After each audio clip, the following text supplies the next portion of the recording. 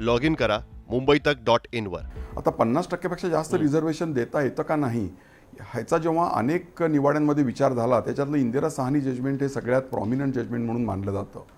त्या निकालामध्ये त्यांनी स्पष्ट म्हटलेलं आहे की 50%पेक्षा जास्त रिझर्वेशन दिलं जाऊ नये आणि ते द्यायचंच असलं तर अगदी ज्याला असामान्य म्हणजे एक्स्ट्राऑर्डिनरी सर्कमस्टान्सेस एक्सेप्शनल सर्कमस्टान्सेस काही असतील तर त्या सर्कमस्टान्सेसचा आणि एक्स्ट्राऑर्डिनरी सिच्युएशनचा उल्लेख करून किंवा त्याच्याबद्दलचा विचार करून राज्य सरकारनं हे 50%पेक्षा जास्तीचं रिझर्वेशन देता येऊ शकेल. एक शब्द सतत म्हटला जातो की एक्स्ट्रा ऑर्डिनरी सर्कमस्टन्सेस, असामान्य परिस्थितीमध्ये 50%ची कॅप तुम्हाला ओलांडता येते अशा पद्धतीचा वापर सतत केला जातो. आता ही असामान्य परिस्थिती ठरवणार कोण? एकतर हे आता ह्या नव्या घटनादुरुस्तीनंतर राज्याला ह्याचे अधिकार राहतील आणि राज्यासंदर्भामध्ये आणि सेंट्रल गव्हर्नमेंटला राहतील. सेंट्रल गव्हर्नमेंटच्या नोकऱ्या वगैरे ज्या अगदी राज्यात जरी असल्या तरी चालतील पण त्यांच्या पुरतं मर्यादित. त्यामुळे आता तो अधिकार हा कमिशनला नाही आहे तर फक्त सरकारला आहे. म्हणजे थोडक्यात सांगायचं तर संसदेला आहे. संसदेला सेंट्रल गव्हर्नमेंटच्या संदर्भामध्ये आणि विधानसभा आणि विधान परिषदेमध्ये राज्यामध्ये करण्याचा अधिकार हा राज्य सरकारनं असणार आहे. आता हे करत असताना राज्य सरकारसमोर ऑथेंटिकेट अशी माहिती म्हणजे अधिकृत अशी माहिती त्यांच्यासमोर येण्यासाठी ही जी बॅकवर्ड क्लास कमिशन्स बसवलेली आहेत त्यांना त्या पद्धतीचा अभ्यास करून तो अभ्यास करून तसा रिपोर्ट त्यांना सरकारला द्यावा लागेल आणि त्या रिपोर्टवर आधारित राहून त्याचा आधार घेऊन अशा पद्धतीची तरतूद किंवा अशा पद्धतीचा कायदा त्यांना आणता येऊ शकेल. आणि तो कायदा कदाचित जर का कारण मीमांसा अगदी एक्स्ट्राऑर्डिनरी सर्कमस्टान्सेस जर का आपण आणले तशा पद्धतीचा त्याचा उल्लेख केला गेला ह्या रिपोर्ट्समध्ये तर सरकारला ह्या करण्यामध्ये कुठली अडचण फार येऊ नये असं माझं मत आहे. आता असामान्य परिस्थिती म्हणजे सुद्धा काय तर आता हे आपलं महाराष्ट्र थोडा वेळ आपण बाजूला ठेवूया. आणखीन एक असा विचार करूया की एखादं राज्य आपल्या देशामध्ये असं आहे की जिथं एका पर्टिक्युलर जातीच्या धर्माची लोक ही 80% आहेत. त्या ठिकाणी 50% रिझर्वेशन ते उरलेल्या 20% लोकांना देणं चुकीचं होईल. म्हणून त्या ठिकाणी कदाचित जर का त्याच्या पद्धतीचं काही झालं रिझर्वेशनचाच प्रश्न आला तर मग जास्त रिझर्वेशन कुणाला द्यायचं हा विचार करण्याचा अधिकार त्या राज्यांना दिला गेला पाहिजे. आता मराठा समाजाबद्दल सुद्धा जर का बोलायचं झालं तर मराठा समाजाला आजच्या परिस्थितीमध्ये हे विधेयक पास झाल्यानंतर ताबडतोब रिझर्वेशन देता येणं अगदी अशक्य आहे सुप्रीम कोर्टच्या निकालामुळे. कारण सुप्रीम कोर्टचा निकाल जो आहे हा फॅक्ट्सवर आणि गायकवाड कमिशनच्या रिपोर्टवर त्यांनी जे काही ताशेरे म्हणता येणार नाही पण त्यांनी जे मत व्यक्त केलेलं आहे त्या सगळ्याचा विचार करता आज मराठा समाजाला ही घटना दुरुस्तीनंतर सुद्धा रिझर्वेशन मिळणं अशक्य आहे. नाही तुम्ही मला त्याच मुद्द्यावर खरं तर यायचं होतं कारण तुम्ही सतत म्हणताय की योग्य अभ्यास जर आपण समोर ठेवू शकलो तरच एक्स्ट्रा ऑर्डिनरी सर्कमस्टन्सेस हे सिद्ध करता येऊ शकतात. नव्याने जर आयोग करायचा झाला तरी सुद्धा आकडेवारी अत्यंत महत्त्वाची आहे. अजूनही कास्ट बेस्ड सेन्सस झालेलं नाही आहे आणि कास्ट बेस्ड सेन्ससचे आकडे बाहेर आलेले नाही आहेत. अशा परिस्थितीमध्ये नवीन कमिशन नेमून सुद्धा या सगळ्या प्रश्नांची उत्तरं देता येणं शक्य आहे का तुमच्या मते? मला असं वाटतं हो देता येऊ शकतील. त्याचं कारण असं आहे की एक पहा एक समाजामध्ये मला एक थोडं जरा तुमच्या प्रश्नाच्या पलीकडे जाऊन 1-2 गोष्टी बोलण्याची इच्छा आहे. आज समाजामध्ये जेव्हा मराठा आरक्षणाचा विषय जेव्हा कुठेही बोलला जातो तेव्हा एक लोकांची अशी समजूत झालेली आहे की मराठा समाज म्हणजे मराठा समाजामधल्या प्रत्येकाला हे रिझर्वेशन दिलं जाईल. आता दिलीप भोसलेंच्या मुलाला किंवा अगदी विलासराव देशमुखांच्या मुलांना हे रिझर्वेशन मिळेल का? अजिबात मिळणार नाही आहे. त्यामुळे सुप्रीम कोर्टाच्या जजमेंटमध्ये सुद्धा आपण पाहाल त्यांनी एक पळशीकरांचा एक पुस्तकामधला एक परिच्छेद जसा आहे तसा त्याच्यामध्ये रिप्रोड्यूस केलेला आहे की ज्या परिच्छेदामध्ये त्यांनी असं म्हटलं होतं की महाराष्ट्रामध्ये मराठा MLAs किती होऊन गेलेले आहेत, MPs किती होऊन गेलेले आहेत, शुगर फॅक्टरीज त्यांच्या ताब्यात किती आहेत, किती मुख्यमंत्री होऊन गेले, किती मंत्री होऊन गेले, अशा पद्धतीची आकडेवारी त्यांनी आणलेली आहे. त्याच्यातून दिसतं काय तर मराठा समाज म्हटलं की जो पुढारलेला मराठा समाज आहे त्याचाच विचार केला जातो. आज वास्तविक पाहता ही आकडेवारी जी गायकवाड कमिशनमध्ये यायला हवी होती त्यावेळेला तो प्रश्न नसल्यामुळे गायकवाड कमिशनमध्ये तो विचार झाला नाही आहे. पण आज या सुप्रीम कोर्टच्या जजमेंटनंतर मात्र हा विचार नक्की करावा लागेल की नेमकी आकडेवारी कशी आणणं गरजेचं आहे आणि काय आणणं गरजेचं आहे. त्याबद्दल सुद्धा आम्ही आमच्या रिपोर्टमध्ये मार्गदर्शन केलेलं आहे. आणि ती आकडेवारी आणि ते जर का रिपोर्टमध्ये सगळ्या गोष्टी व्यवस्थित आणल्या गेल्या तर असं कदाचित म्हणता येऊ शकेल की मराठा समाजाला सुद्धा, मराठा समाजामधला तो घटक जो आहे, जो सामाजिकदृष्ट्या आणि एज्युकेशनली आणि सोशली बॅकवर्ड आहे, म्हणजे शैक्षणिकदृष्ट्या आणखीन सामाजिकदृष्ट्या जे बॅकवर्ड आहेत त्यांच्यासाठी हे रिझर्वेशन आहे. आणि त्यांचा मग आकडा किती मोठा आहे आज समाजामध्ये, आणि मग त्यांना ह्या गोष्टींची खरंच गरज आहे का, ह्या गोष्टींच्याकडे लक्ष देणं गरजेचं आहे.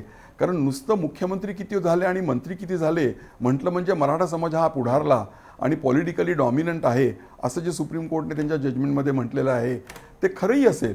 मराठा समाज हा पॉलिटिकली डॉमिनंट आहे, पण मराठा समाजामधला जो वंचित घटक जो आहे तो फार मोठ्या प्रमाणात आहे, तो फार मोठ्या प्रमाणात आहे. जर का मराठा समाजामधले 100 लोक 100%चा जेव्हा आपण विचार करतो त्याच्यामधले कसे बसे 10 ते 20% लोक ही त्या कॅटेगरीमध्ये येतील की जे सर्वार्थाने पुढे गेलेले आहेत, शैक्षणिकदृष्ट्या, आर्थिकदृष्ट्या, सामाजिकदृष्ट्या. पण आजही खेडोपाड्यांमध्ये, रिमोट प्लेसेसमध्ये असा मराठा समाज आहे की जे शिक्षणापासून आणि सामाजिक च्यामध्ये रिफॉर्म्समधून खूप वंचित झालेलं आहे आणि ते मागे आहे. मग त्यांची आकडेवारी आज जी आहे ती आज आहे का सफिशियंट त्यांना हे रिझर्वेशन मिळवून द्यायला, असा विचार करून कमिशनने त्याचा अभ्यास करावा लागेल.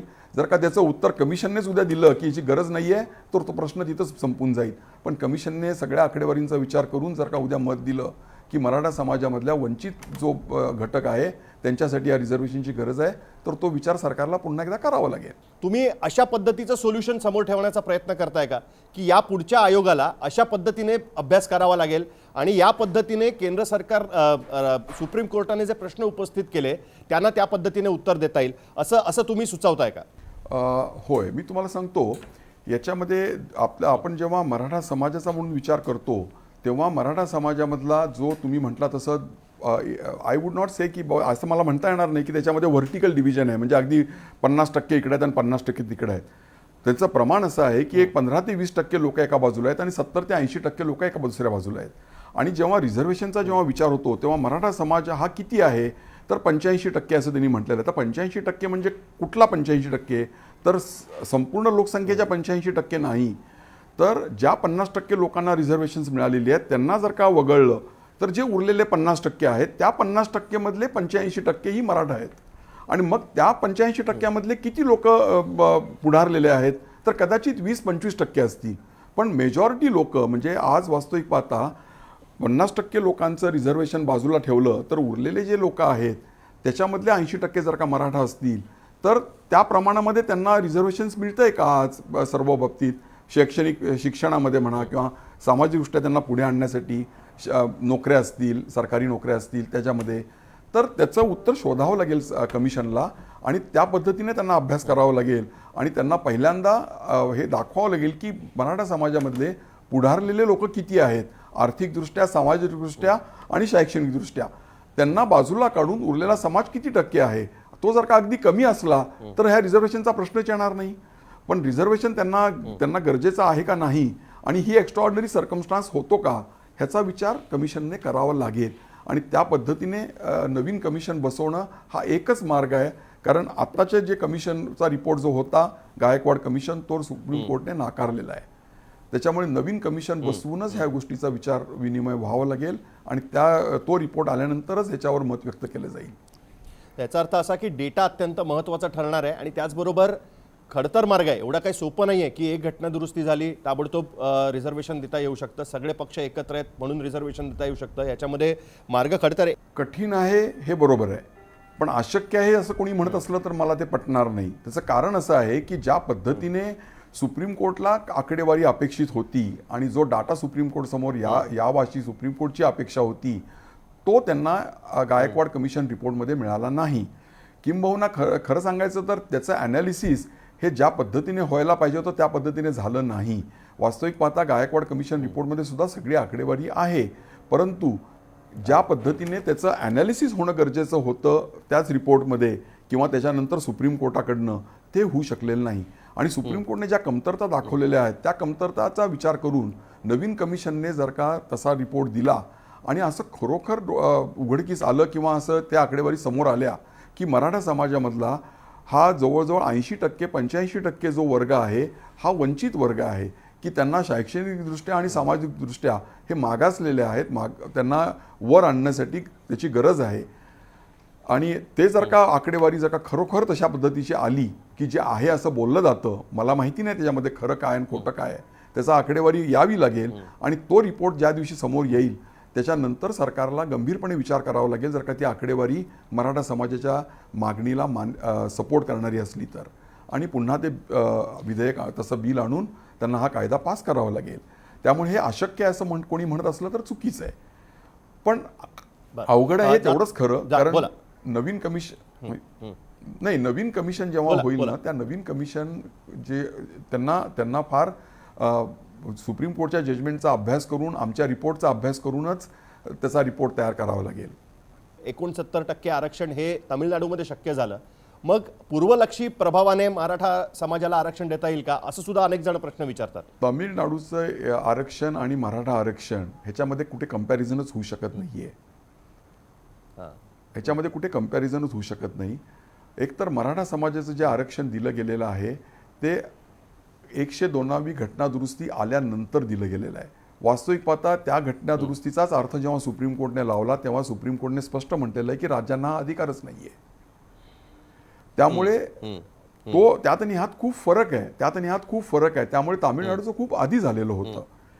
आणि आता मराठा समाजाला सुद्धा हे रिझर्वेशन, किंवा मराठा समाज असू देत, कुठलाही समाज असू देत, कुठलंही राज्य असू देत, अशा पद्धतीचं रिझर्वेशन इंदिरा साहनीच्या जजमेंटमधला जो 50% रूल त्यांनी जो आणलेला आहे, इंट्रोड्यूस केला आहे त्या जजमेंटमधून, तर तो रूल हा डोळ्यापुढे ठेवूनच आणि एक्स्ट्राऑर्डिनरी सर्कमस्टान्सेस आणि एक्सेप्शनल सर्कमस्टान्सेस हे आणल्याशिवाय आणि हे दाखवून दिल्याशिवाय अशा पद्धतीचं रिझर्वेशन मराठा समाजच काय तर कुठल्याही समाजाला मिळणं अशक्य आहे. अत्यंत महत्त्वाची चर्चा आपण या ठिकाणी ऐकलीत. आणि सर, मला तुमचे धन्यवाद द्यायचे आहेत, कारण गेल्या काही दिवसांपासून, काही महिन्यांपासून खास करून अनेक वेळा अनेक स्टेटमेंट्स लोकांसमोर आली, अनेकांनी माथी भडकवण्याचा प्रयत्न केला, राजकीय नेत्यांनी त्यांच्या पद्धतीने स्टेटमेंट्स केली. लोकांना हे समजत नव्हतं की सगळे राजकीय पक्ष एकत्र आहेत, सगळी सरकारं एकच गोष्ट म्हणतायत, तरीसुद्धा ही गोष्ट होत का नाही आहे. पण प्रत्येक गोष्टीमागे काहीतरी कायदेशीर कारणं सुद्धा असू शकतात आणि नक्की कशा पद्धतीने त्यातनं मार्ग काढता येऊ शकतो याबद्दलचा अभ्यास करण्यासाठी म्हणूनच दिलीप भोसले समिती बसवण्यात आली होती. लॉग इन करा मुंबईतक.in वर.